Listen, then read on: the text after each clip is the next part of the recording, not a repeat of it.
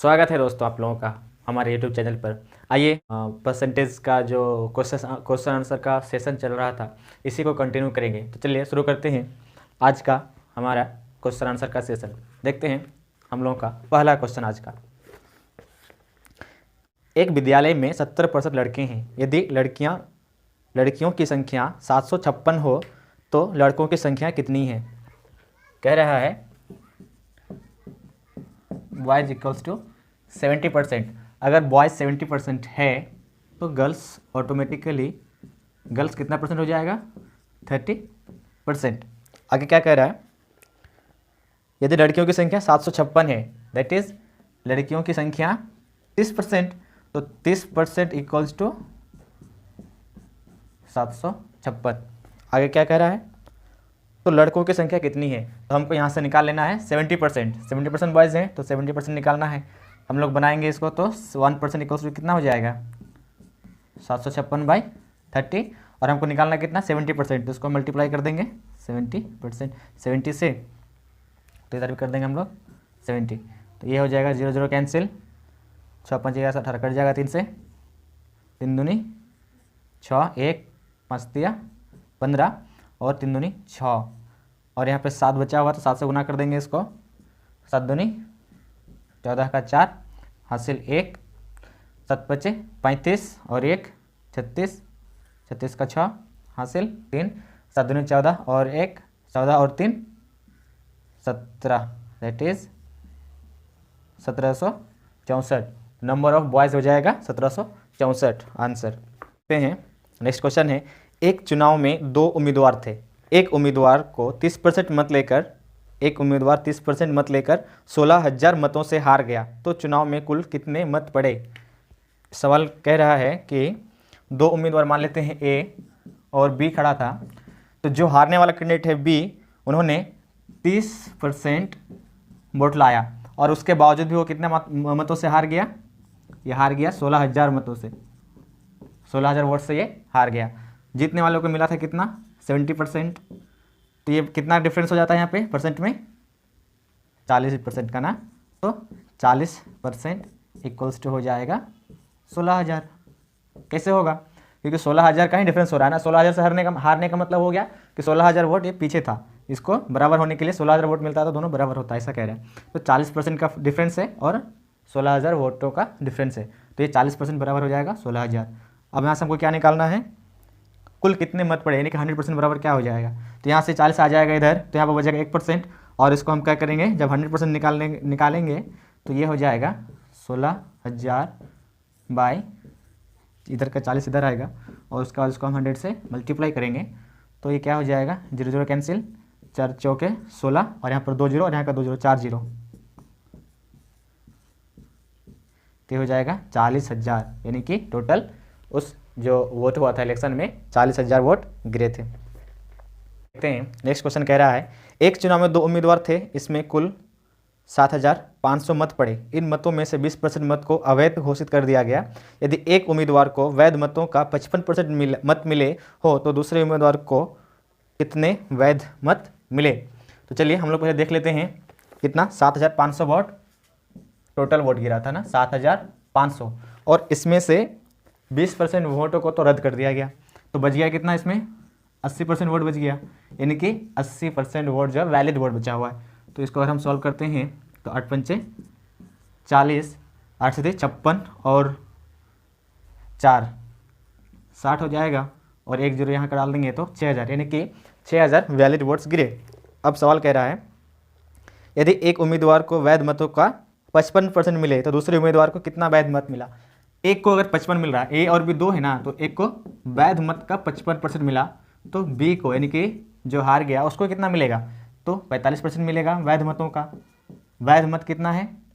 6,000 है, तो 6,000 का 45% निकाल देंगे जो कि दूसरे कैंडिडेट को मिला था, यही पूछ रहा है ना। तो दूसरा उम्मीदवार जो 45% पा रहा है उसका कितना वोट होगा? तो ये कर देंगे तो 54 30 का 0 हासिल, 3 6 चौके 24 और 3 27 और 1 0 यहाँ का। तो दूसरे जो उम्मीदवार थे उसे 2,700 वोट मिले थे। अगला क्वेश्चन देखते हैं, एक चुनाव में 2 उम्मीदवार थे। इस चुनाव में 68 मत अवैध घोषित कर दिए गए। जीतने वाले उम्मीदवार ने 52% मत प्राप्त किया तथा वह 98 मतों से जीता, तो चुनाव में कुल कितने वोट गिरे? तो क्या है, ए एक कैंडिडेट, दूसरा कैंडिडेट बी है, दो कैंडिडेट है और यहाँ 68 मत अवैध गिरे। चलिए ठीक है, 68 अवैध है और इसमें कह रहा है जीतने वाले उम्मीदवार ने 52%, मान लेते हैं कि ए जीत रहा है और ये कितना वोट प्राप्त कर रहा है, 52% जो वैलिड वोट है, तो इसको कितना मिलेगा, इसको 48% मिलेगा, क्योंकि दोनों को मिलाने के बाद 100% हो जाएगा। अब कह रहा है क्वेश्चन में 52 मिला तो इसको 48 मिला। वह 98 मतों से जीता, जीतने वालों ने 98 वोट से जीत लिया, तो यहाँ से जो हार रहा है उनसे उसको 98 वोट ज़्यादा मिले, 98 वोट ज़्यादा मिले और परसेंटेज कितना ज़्यादा मिला, 4% ज़्यादा मिला। तो इसका मतलब ये हुआ कि 4% होगा वो 98 के इक्वल होगा, क्योंकि इसको इससे कितना ज़्यादा मिला, 98 और परसेंट में 4% ज़्यादा और वोटों में 98, दोनों इक्वल हैं। अब यहाँ पे क्या पूछ रहा है, तो कुल कितना वोट गिरा था, तो पहले हम निकाल लेते हैं 100% क्या हो जाएगा, यहाँ से इस 4 को यहाँ पे भेजेंगे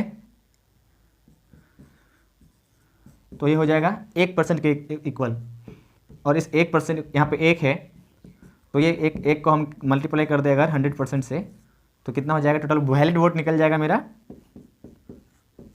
इसको मल्टीप्लाई कर देंगे तो 25 चौके 100, सॉरी 25 होगा। अब इसको जब मल्टीप्लाई करेंगे तो कितना हो जाएगा, 25 अट्ठे 200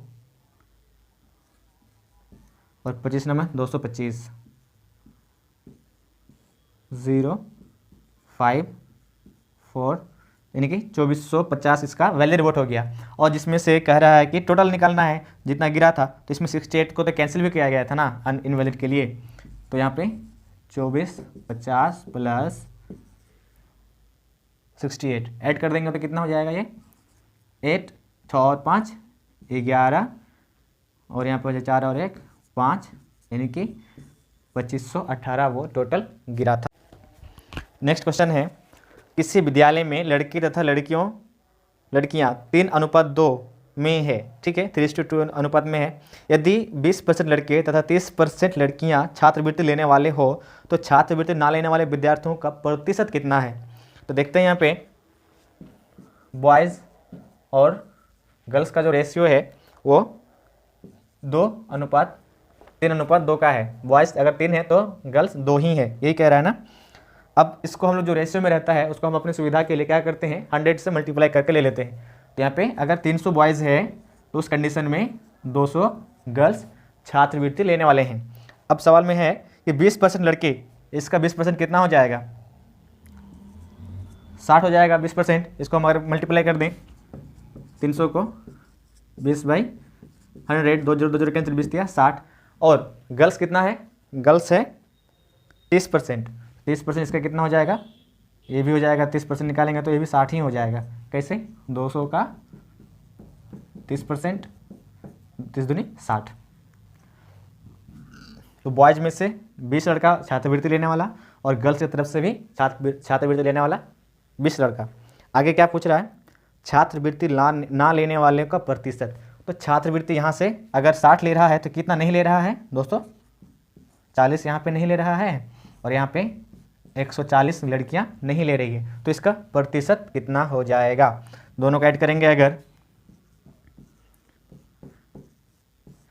0 4 और 4 8, ये 300, टोटल 380 स्टूडेंट्स ऐसे हैं जो छात्रवृत्ति नहीं ले रहे हैं। तो छात्रवृत्ति नहीं लेने वाला का प्रतिशत कितना हो जाएगा, नहीं लेने वाला का प्रतिशत इक्वल हो जाएगा 380, और टोटल कितने बच्चे हो जाएंगे यहाँ पे, 300 और 200, 500 में 380 नहीं ले रहे हैं, इंटू का 100, 2 0 कैंसिल, इसको कटेंगे तो 7 बच्चे 35, 3 बचेगा 0 6 5 30, दैट इज 76% ऐसे बॉयज़ एंड गर्ल्स से मिला करके जो कि छात्रवृत्ति नहीं लेते हैं। अगला क्वेश्चन देखते हैं, किसी परिवार के चावल, मछली तथा खाद्यान्न तेल पर किए जाने वाले जो व्यय हैं, खर्च हैं, वो 12:17:3, 12:17:3 3 का अनुपात में है, तो इसमें ये हो गया चावल, उसके बाद मछली और ये खाद्यान्न तेल, यही है ना, इसका रेशियो है।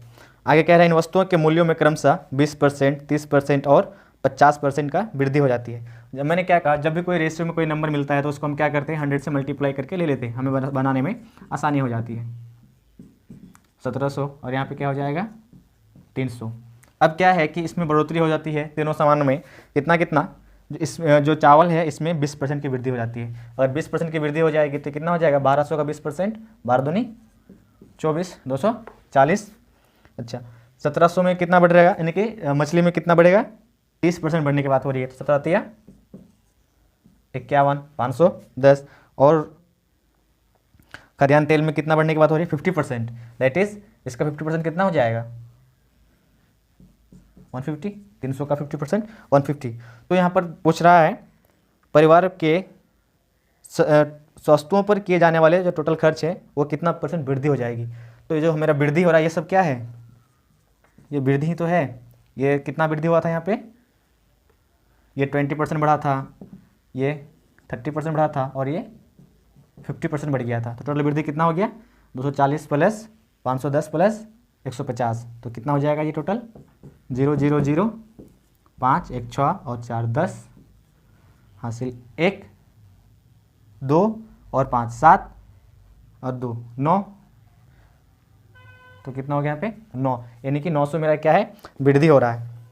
तो कितना प्रतिशत वृद्धि होगा, तो प्रतिशत वृद्धि इक्वल्स टू कितना हो जाएगा, कितना बढ़ गया 900 बढ़ गया, और टोटल था कितना यहाँ पे 1200 प्लस 700 प्लस 300, तो यहाँ पे है 1700 प्लस 300 कितना हो गया 2000, 2000 प्लस 1200 3200, 3200 मल्टीप्लाइड बाई 100, 20 20 कैंसिल। अब इसको सिंपलेस्ट फॉर्म में लेके आ जाएंगे, इसको हाफ करेंगे तो 450, इसको हाफ करेंगे तो 16, फिर से हाफ करेंगे तो 8, फिर से हाफ करेंगे तो 225, और सिंपलेस्ट फॉर्म में आ सकता है क्या, चलिए इसको फ्रैक्शन में लिख लेते हैं,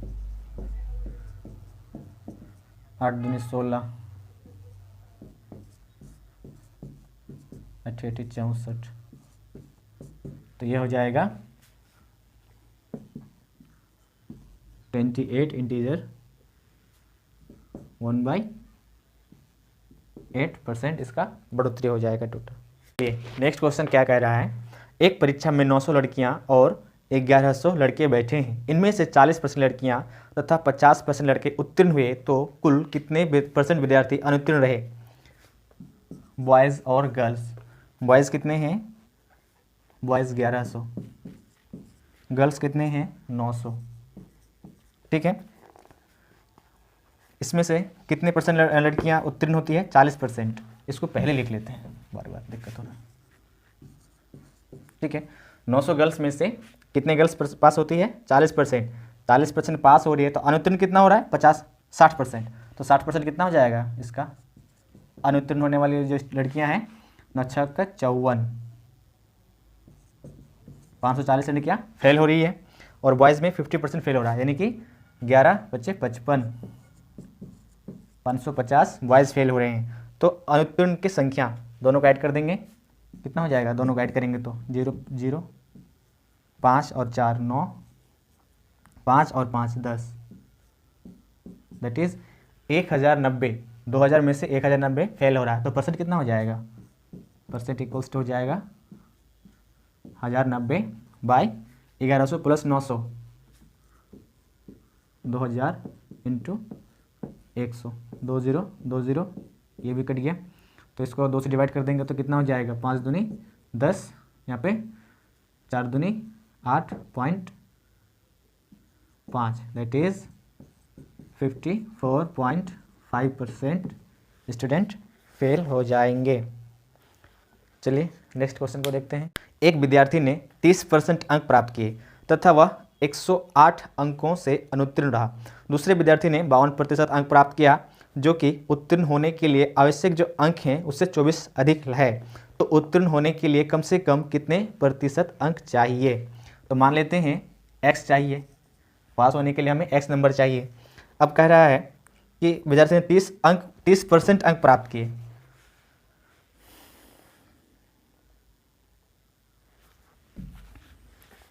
सवाल है कि एक विद्यार्थी ने 30% अंक प्राप्त किए तथा वह 108 अंकों से अनुत्तीर्ण रहा। दूसरे विद्यार्थी ने 52% अंक प्राप्त किए जो उत्तीर्ण होने के लिए आवश्यक अंक से 24 अधिक है। तो उत्तीर्ण होने के लिए कम से कम कितने अंक चाहिए? मान लेते हैं कितना चाहिए, उसे कुछ नंबर चाहिए, कितना अंक चाहिए तो वो बताना है। तो मान लेते हैं यहाँ पर क्या दिया हुआ है कि 30% अंक प्राप्त किया, 30% अंक प्राप्त किया और उसमें अगर 108 नंबर और हम जोड़ देते तो वो पास हो जाता। 30% अंक तो प्राप्त कर ही लिया था, इतना कम रह गया पास होने के लिए, तो हम इतना और ऐड कर देते हैं तो उसको वह नंबर मिल जाएगा जितना से उसको पास होना चाहिए था। एक कंडीशन और, एक लड़का और है, दूसरा विद्यार्थी जो 52% अंक प्राप्त करता है, 52% अंक प्राप्त करता है और जितना आवश्यक चाहिए उसको उत्तीर्ण होने के लिए उससे 24 अधिक है। तो अगर हम यहाँ से 24 घटा देते हैं तो क्या हो जाएगा, जो अंक पास होने के लिए चाहिए था उतना में आ जाएगा। तो ये दोनों इक्वेशन इक्वल हो जाएगा क्योंकि इतना में पास उत्तीर्ण होने वाला संख्या ये है और यहाँ पर भी उत्तीर्ण होने वाली संख्या है। क्योंकि इसको कम था तो उसमें हमने ऐड कर दिया 108, तो उत्तीर्ण होने वाले नंबर आ गया। मान लेते हैं वो नंबर x है, तो x आ गया, इसको पास हो जाएगा। अब ये 52% लाने के बाद क्या हुआ था इसको कि 24 नंबर ज़्यादा मिल गया था, तो उस 24 नंबर को हम घटा दें अगर, तो फिर हमको वही जो उत्तीर्ण होने वाले नंबर है वो मिल जाएगा। अब इन दोनों को हम बैलेंस करके इक्वेशन निकालेंगे तो क्या हो जाएगा मेरा 30% प्लस 108 इक्वल्स टू 52% माइनस 24, दोनों इक्वेशन इक्वल हो जाएगा। इसको उधर ले जाते हैं, इसको इधर लेके आते हैं तो क्या हो जाएगा 52 में से 30 घट जाएगा तो कितना हो जाएगा 22 हो जाएगा। तो हम उसको लेफ्ट में लिख लेते हैं 22%, और ये इधर आता तो कितना हो जाता 8 4 12 हासिल 1 10 तो 12 और 1 13 हो जाता। चलिए अब हमें यहाँ से क्या निकालना है, हमें यहाँ से क्या निकालना है, कम से कम कितने प्रतिशत अंक चाहिए पास होने के लिए। तो यहाँ से मेरा आ जाएगा 100% बराबर क्या हो जाएगा 132/22 गुना 100, 11 दूनी और यहाँ पे हो जाएगा 11 दूनी, यहाँ पे हो जाएगा 6, दैट इज़ अगर वो टोटल नंबर कितना है 100% और हमें चाहिए कितना पास होने के लिए, तो ये कंडीशन है 30% में हम क्या करेंगे 108 ऐड करेंगे या फिर 52% में 24 घटा देंगे तो हमें उत्तीर्ण होने की संख्या मिल जाएगा। तो 30% निकाल लेते हैं हम इसका, 600 का 30%, उसमें जब हम 108 ऐड कर देंगे तो मेरा आंसर आ जाएगा। 2 0 2 0 कैंसिल, 7 18 180 प्लस 108 तो हो जाएगा 8 8 ये 2, यानी कि हमें उस बच्चे के लिए जो फेल हो रहा था उसको 288 नंबर अगर मिल जाता है तो वो पास हो जाएगा। लेकिन सवाल में तो कुछ और पूछा है, कम से कम कितने प्रतिशत अंक चाहिए पास होने के लिए, इतना नंबर मिलने पर पास हो जाएगा। तो ये जो है 600 का कितना प्रतिशत है ये बताना है। तो ये 600 का कितना प्रतिशत हो जाएगा 288/600 गुना 100 कट जाएगा, इसका हाफ करेंगे तो इसका हाफ हो जाएगा 144। अब इसको फ्रैक्शन में लिख, इसको तोड़ देते हैं, 4 तिया 12, यहाँ पे हो गया 2 24, 8 तिया 24, दैट इज पास होने के लिए 48% रिक्वायर्ड है।